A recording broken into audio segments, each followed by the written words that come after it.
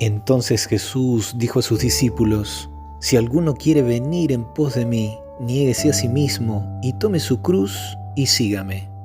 Quiero saludarte con el deseo de que puedas tener una bendecida jornada, que seas bienvenido.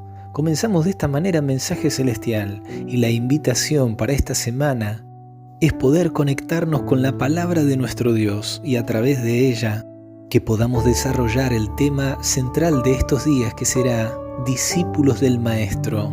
Veremos cuáles son las características, cuál es la identidad que tienen los discípulos de Jesús.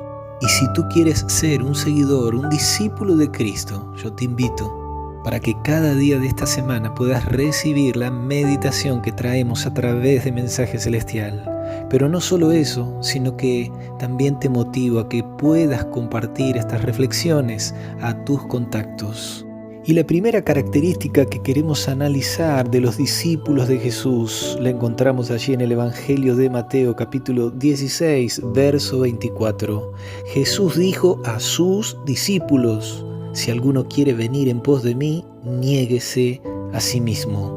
Según las palabras de nuestro amado Jesús, todo aquel que quiera ser un discípulo de Él tiene que negarse a sí mismo. ¿Qué significa esto? Que tiene que renunciar a sus pretensiones personales y que son contrarias a los propósitos y a los principios de Dios. Negarse a sí mismo o renunciar a sí mismo significa de que ahora tus prioridades son las del Maestro.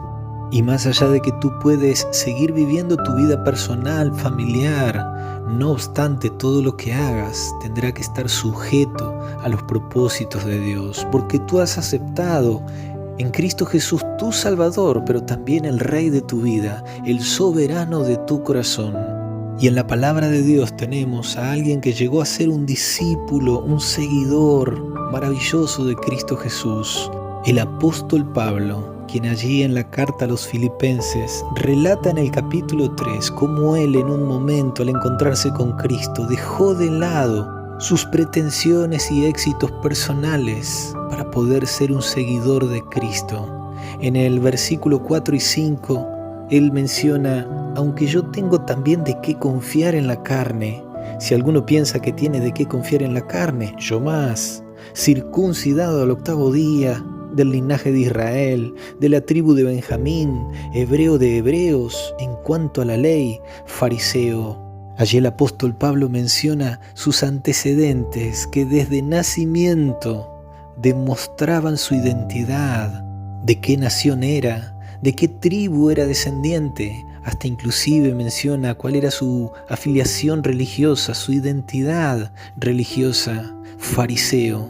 Pero él en el versículo 7 dice: pero cuántas cosas eran para mi ganancia, las he estimado como pérdida por amor de Cristo. El apóstol Pablo renuncia, se niega a sí mismo acerca de aquella identidad pasada para tener una nueva identidad como seguidor del Maestro, como un discípulo de Cristo Jesús.